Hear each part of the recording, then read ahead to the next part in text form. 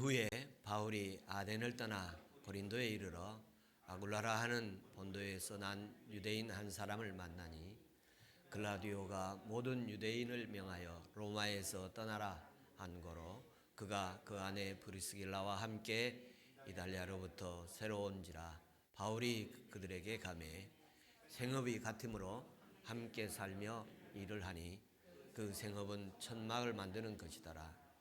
안식일마다 바울이 회당에서 강론하고 유대인과 헬란을 권면하니라.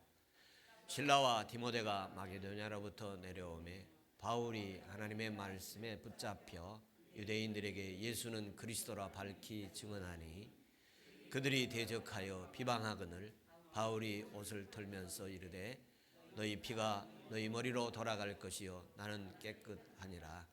이후에는 이방인에게로 가리라 하고 거기서 옮겨 하나님을 경외하는 디도 유스도라 하는 사람의 집에 들어가니 그 집은 회당 옆이라.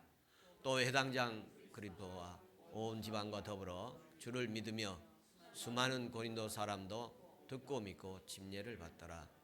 밤에 주께서 환상 가운데 바울에게 말씀하시되 두려워하지 말며 침묵하지 말고 말하라. 내가 너와 함께 있음에 어떤 사람도 너를 대적하여 해롭게 할 자가 없을 것이니 이는 이 성중에 내 백성이 많음이라 하시더라. 1년 6개월 머물며 그를 가운데서 하나님의 말씀을 가르치니라. 아멘. 오늘은 2022년 성탄절입니다. 그리고 송년주일입니다.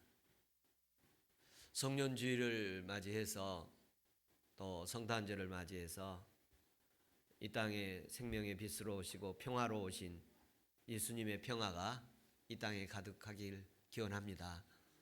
특별히 우크라이나의 평화가 주님의 평화가 임하기를 간절히 소망합니다. 성탄절 아침이 이렇게 주일 아침이 되어지는 것도 특별한 날이라고 보여지면서 오늘 2배의 하나님의 은혜가 있기를 축복합니다.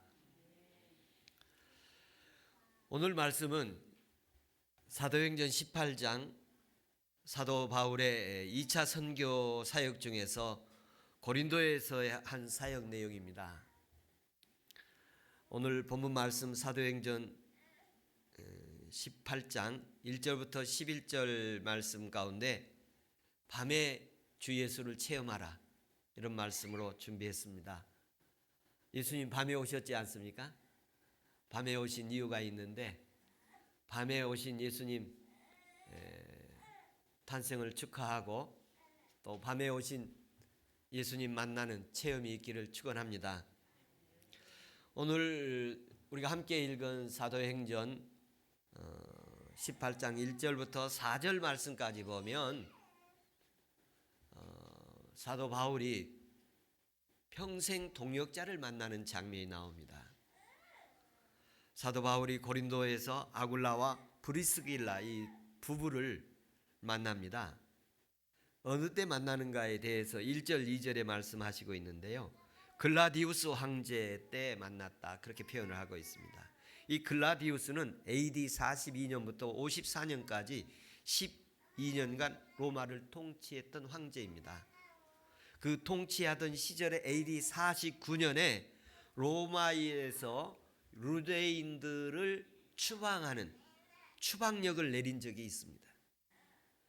그 이유가 뭐냐면 유대인들끼리 로마에서 살던 유대인들끼리 혼란이 일어나서 로마가 어려움을 겪게 되어집니다. 로마의 그 어려움이 있음으로 말미암아 유대인들을 로마에서 추방시키는데 그 해가 AD 49년입니다. 그러므로 이제 아굴라 부부가 로마를 떠나서 고린도에 오게 되어집니다. 이 고린도에 왔을 때에 이 아굴라 부부가 바울을 만나게 되어집니다. 이 바울을 만나게 되어지는 그 여정 속에 따로 전도했다는 말은 없어요. 이미 아마 이 사람들이 그리스도인이었지 않는가. 바울을 만나서 복음을 전했다든지 주님을 이렇게 믿었다는 그런 내용들은 없고 바로 함께 이렇게 거주하면서 함께 생활했던 것으로 이렇게 보여지게 됩니다. 아굴라 부부는 오늘 3절에 보면 생업이 같은 사람이라고 그렇게 표현을 합니다. 이 생업이 같다는 말은 기술이 같다, 같은 직업을 가졌다, 천막을 만드는 그런 기술을 가졌습니다. 그리고 바울과 함께 살았다고 또 이전 번역은 거주했다 이런 표현이 있습니다만 거기에 함께 살다, 거주하다 이 동사를 보면 요한복음에 나오는 연합하다 또는 동거하다, 거하다, 너희가 내 안에 내가 너희 안에 거하다 할 때 그 동사를 사용했어요. 그러므로 바울과 아굴라가 이렇게 함께 한 집에서 살았다는 것보다는 그들이 그리스도 안에서 말씀 안에서 함께 교제하고 함께 기도하고 영적 생활을 함께 했던 사람으로 보여집니다. 이 아굴라 부부는 바울의 평생 동역자로 없어서는 안 될 아주 중요한 사람으로 만나게 되어지는데 이 바울이 로마서 16장에 보면 로마 교회에게 편지를 보내면서 자신과 함께 했던 사람들에 대한 이름들을 계속 이렇게 소개하는 과정 속에 브리스길라와 아굴라 부부를 소개합니다. 거기서는 브리스길라 아내 이름이 먼저 나오게 되는데 그 부부를 소개하면서 뭐라고 소개를 하느냐면 그 부부는 나를 위해서 목숨을 내어놓은 사람이다. 그렇게 표현을 합니다. 이런 분을 만나는 은혜 있기를 간절히 소망합니다. 그래서 로마서 16장 3절 4절에서 나의 동역자인 브리스길라와 아굴라에게 문안하라. 그들은 내 목숨을 위하여 자기의 목까지도 내어놓나니 나뿐 아니라 이방인의 모든 교회도 그에게 감사하느니라. 이분들이 이 부부가 얼마나 바울과 함께 귀한 일들을 했는가를 알 수 있는 부분입니다. 우리가 일생을 살아가는 동안에 여러 사람을 만날 수 있고 바울도 일생 사역을 하는 동안에 귀한 분들을 만났는데 사역자로서의 만남에 디모데를 만나서 그는 동역자요 그리고 평생 그와 함께하는 돕는 자요 그리고 그에게 믿음의 아들이요 그에게 후계자요 제자예요 영적 아들이라고 이렇게 표현했던 디모데가 목회자 속에서의 만남이라면 평신도 사역 속에서의 이 아굴라와 브리스길라의 바울의 만남은 목숨까지 주고받을 수 있을 정도의 귀한 만남이었습니다. 사랑하는 우리 성도들에게 성탄절에 하나님께서 은혜 주셔서 우리는 이 땅에 살아가는 여정 속에 많은 사람들을 만나고 헤어지게 되어집니다. 바울이 오늘 말한 것처럼 브리스길라와 아굴라와 같은 이런 아름다운 만남이 저와 여러분의 삶에 있기를 소망합니다. 여러분 살아가면서 이렇게 좋은 동역자를 만난다면 하나님이 큰 축복일 것입니다. 특별히 금주에 좋은 사람들을 만나는 은혜 있기를 축복합니다. 나도 여러분들과 사도 바울처럼 브리스길라와 아굴라의 관계처럼 저와 여러분의 아름다운 만남이 되기를 소망합니다. 여러분 어떻게 오셨습니까? 오늘 성탄절에 교회에 있는 것은 하나님의 큰 축복입니다. 여러분 일생 동안 성탄절에는 교회에서 주님을 예배하는 은혜가 있기를 축복합니다. 이 브리스길라와 아굴라 이 부부처럼 주님의 인도하심이 있기를 축복합니다. 그가 로마를 떠나서 어디엔가 가야 됐는데 그가 떠나고 싶어 떠난 곳이 아니지 않습니까? 당시에 로마가 최고의 도시였는데 거기를 떠나야 됐어요. 그리고 이제 고린도에 갔는데 그가 일생을 목숨을 내어놓고 바칠 만한 사람을 만난 것입니다. 자기 목숨을 내놓고 살 만한 사람을 만났어요. 신앙생활하는 여정 속에서도 자기 목숨을 내놓고 주를 섬길 수 있는 주님을 만나야 합니다. 자기 목숨을 내놓고 사랑할 수 있는 배우자를 만나야 합니다. 여러분, 목숨을 내놓고 사랑할 수 있는 성도를 만나고 목자를 만나는 은혜가 있기를 축복합니다. 바울과 아굴라의 부부처럼 아름다운 만남이 이어지는 주님의 은혜가 우리의 삶의 여정에 있기를 축복합니다. 두 번째 말씀에 보면, 제가 준비한 두 번째 말씀은 5절부터 8절까지인데 5절에 보면 실라와 디모데가 마게도냐로부터 내려오며 바울이 하나님의 말씀에 붙잡혀 유대인들에게 예수는 그리스도로 밝히 증언하니. 참 이때 사역이 바울에게 참 행복했겠다 그런 생각이 들어요. 왜 그러느냐 하면 목숨을 내놓고 함께 사역하겠다는 사람이 브리스길라 아굴라 부부가 있지 않습니까? 그런가 하면 디모데와 실라가 여기에 같이 내려왔습니다. 디모데는 믿음의 아들이요, 제자요, 그리고 동역자요, 평생을 같이 하신 그런 귀한 후계자와 같은 그런 사람이 든든한 아주 그런 동역자이죠. 그런 거면 신라가 있습니다. 신라는 빌립보 선교를 갔다가 감옥에 갇혔을 때 바울과 신라가 옥중에 있을 때 찬송 불러서 옥문이 열린 것을 체험하고 간수를 구원한 사건이 16장에서 나오지 않습니까? 그때 그 신라에 같이 복음을 전하다 환난을 당했을 때도 찬송을 하면서 찬송을 통해서 환난이 기쁨이 되게 하셨던 그 동역자가 같이 만나게 되어집니다. 성탄절 연말 하나님의 이런 아름다운 돌아옴과 회복과 은혜가 있기를 축복합니다. 그래서 이 고린도 교회 사역을 한 1년 반 정도 하게 되어지는데 1년 반 동안의 사역 가운데에 사도 바울이 디모데를 만나게 되고 또 신라를 만나게 되고 같이 동역을 하게 되고 그리고 브리스길라와 아굴라 같은 목숨을 내놓고 주를 섬기는 사람들과 같이 동역을 하게 되는 아름다운 사역의 현장이 바로 이 고린도 교회의 사역인데, 고린도 지역에서 이 바울의 모습 가운데 하나의 모습이 그런 상황 속에서 어떤 일이 나타나느냐면 바울이 하나님의 말씀에 붙잡혀 유대인들에게 예수는 그리스도로 밝히 정하니 이런 일이 정해집니다. 이때 바울에게 어떤 일이 일어나면 하나님의 말씀에 붙잡힌 바울로 표현되어집니다. 이 붙잡혔다는 말은 미완료 수동태로 몰두하다, 전념하다 이런 말인데요. 매우 집중하다, 하나님 말씀의 감동이 깊은 차원에 들어가다, 하나님의 말씀의 깊은 감동 속에 들어가서 하나님의 말씀이 그를 사로잡다, 그런 의미예요. 함께 목숨을 같이 나누는 사람들이 있었고 그리고 함께 동거동락하는 사람들, 그 가운데 주님이 성령으로 역사하셔서 말씀이 그를 꽉 붙잡고 있을 때 이런 모습이 오늘 본문에 표현되어지고 있습니다. 그래서 사도 바울은 확신에 차고 큰 확신에 복음을 담대히 거침없이 전할 수가 있었습니다. 하나님의 말씀에 깊은 감동이 풍성히 오늘 임하기를 축원합니다.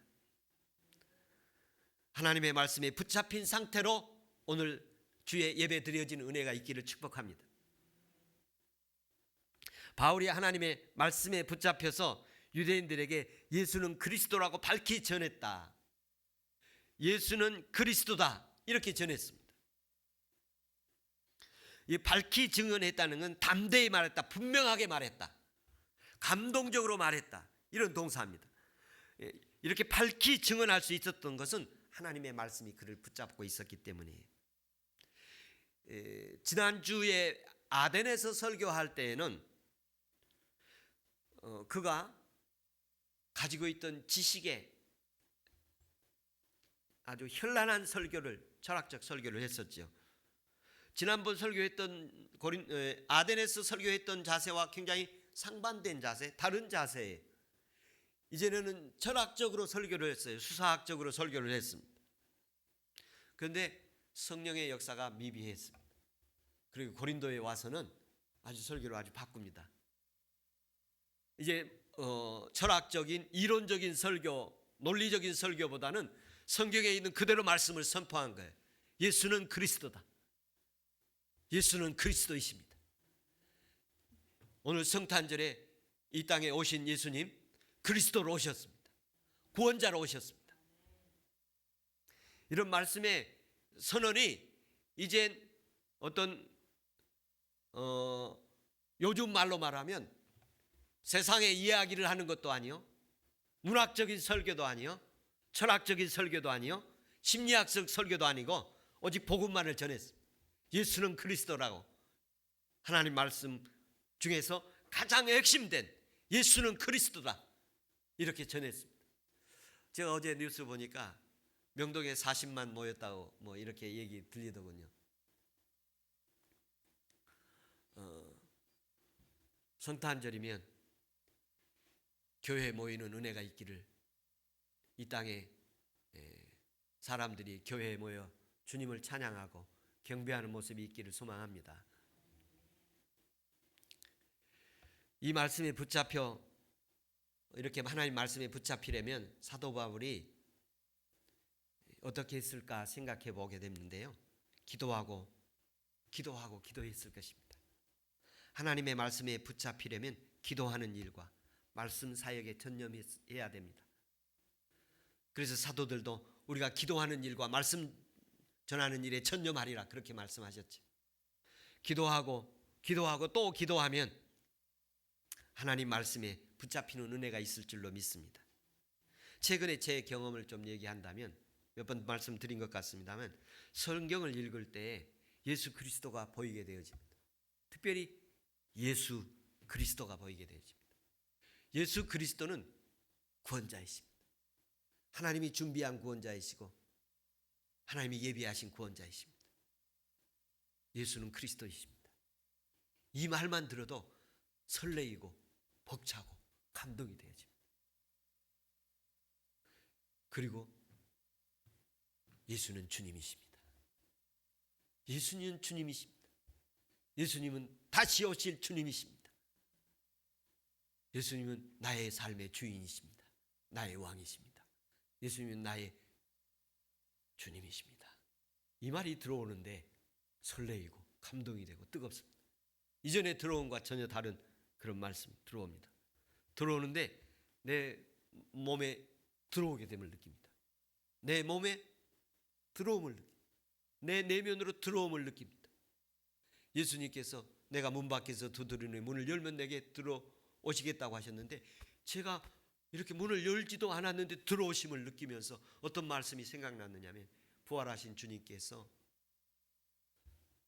기도하고 있을 때 제자들을 찾아오신 그 모습 가운데 보면 문이 닫혔는데 부활하신 주님이 들어온 장면이 있습니다. 그 말씀이 이해가 되었습니다. 주님이 우리에게 들어오시는 은혜가 있기를 축복합니다. 말씀이 우리 가운데 그대로 들어와지는 은혜가 있기를 바랍니다. 예수님이 그리스도로 제게 들어오시는 느낌, 예수님이 나의 주님이 되어 들어오시는 느낌을 저와 여러분에게 누리기는 은혜가 있기를 축복합니다. 바울이 예수는 그리스도다 이렇게 전하는 말씀을 핵심적으로 기록하고 있는데요. 이 말씀을 제가 매주 설교할 때마다 반복되고 있는 말씀입니다만 하나님의 약속하신 구원자, 준비하신 구원자, 저와 여러분의 삶의 여정 속에서 2022년에 이 구원자로 주님이 오시는 은혜 있기를 축복합니다. 죄와 사망의 권세로부터 구원하는 은혜가 있기를 축복합니다. 주님이 오시면 죄와 어둠이 이렇게 도망가요.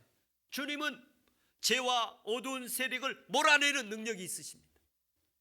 빛이 오면 어둠이 사라지는 것처럼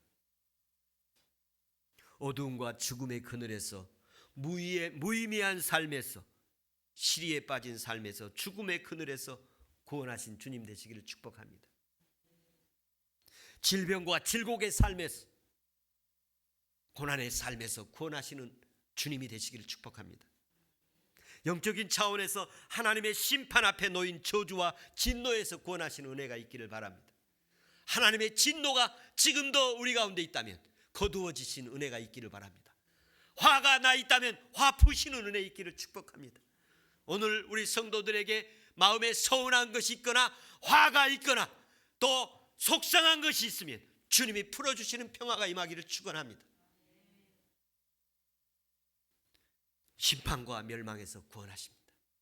여러분, 누구로부터 판단을 받습니까? 누구로부터 판단받지 아니하고 오직 주님께만 판단받고 은혜 받는 역사가 있기를 축원합니다. 하나님께서 은혜 주시기를 원합니다. 하나님께서는 우리의 머리털까지 세심 받으시고 우리의 뼛속까지 아시는 분인 줄로 믿습니다. 우리의 생각도 감찰하신다고 하셨습니다. 주님이 저와 여러분을 판단하시고 수고 많다, 애쓴다, 고생한다, 위로하고 격려하고 내가 너를 알고 있다, 너의 믿음을 알고 있다, 내가 너의 사정을 알고 있다, 내가 너를 도와주리라, 결코 버리지 않을 것이다, 내가 너와 함께 할 것이다, 끝까지 함께 할 것이다 말씀해 주시는 구원자 되시기를 축원합니다. 우리를 지옥과 불못에서 구원하십니다. 이 땅에 생지옥 같은 삶도 있습니다. 마지막 불못도 우리 앞에 보여지게 될 것입니다. 그때 우리는 구원받은 것에 대해서 너무 감사하게 될 것입니다. 하나님께서 우리에게는 영생의 천국만 보장된 줄로 믿습니다. 지옥과 불못에서 우리를 구원하신 주님이십니다. 그리고 마귀와 사탄에서 구원하신 분입니다. 마귀가 우리 주변에 붙어 있을 수도 있고 주변에 유혹할 수도 있고 우리에게 들어올 수도 있습니다. 그러나 주님이 지켜주셔서 물리치는 은혜 있기를 바랍니다. 마귀에는 주님이 대적하라는 말 사용한 가운데 하나가 마귀를 대적하라고 말씀하셨습니다. 마귀를 물리치는 은혜 있기를 축복합니다. 우리의 구원의 확신을 갖는 그리스도인들에게 주시는 5가지 구원이 있는데 예수를 믿으면 죄사함을 주시고 의로움을 주십니다. 여러분, 예수 믿으면 여러분 허물과 실수, 죄악 다 용서하십니다. 주께서 그런 회개 부어주신 은혜 있기를 축복합니다. 그리고 치유하시고 회복해 주십니다. 그리고 부요하시는 축복 주십니다. 넉넉함 주십니다. 예수 한 분만으로 만족하게 하시고 예수 한 분만으로 부족함이 없게 해주신 은혜를 받게 되어집니다. 그리고 거룩하고 성결한 삶을 주시고 영생과 천국을 받게 하십니다. 할렐루야. 예수는 그리스도시요 구원자이십니다. 예수님은 구원 주시기 위해서 이 땅에 오셨고 구원하시기 위해서 십자가 지셨고 구원하시기 위해서 십자가에 피 흘리셨고 십자가에서 못 박히셨습니다. 그리고 죽은 자 가운데서 부활하셨습니다. 하나님 우편에 앉으셨고 지금도 살아계시고 하나님 우편에서 살아계시고 그리고 성령으로 다시 이 땅에 오셨습니다. 십자가에 죽으신 주님께서 부활하심을 통해서 구원자 되셨고 우리가 주님을 믿을 때 성령 받게 하셨고 그리고 성령의 감동의 열매를 맺게 하셨습니다. 십자가, 성령, 부활 말씀하고 있습니다. 이렇게 전도하도록 말씀에 붙잡혔던 바울, 하나님의 말씀에 붙잡힌 상태, 성령 충만하고 은혜 충만하고 능력 충만하고 거침없이 담대히 전해지는 역사가 이 종에게 있기를 소망합니다.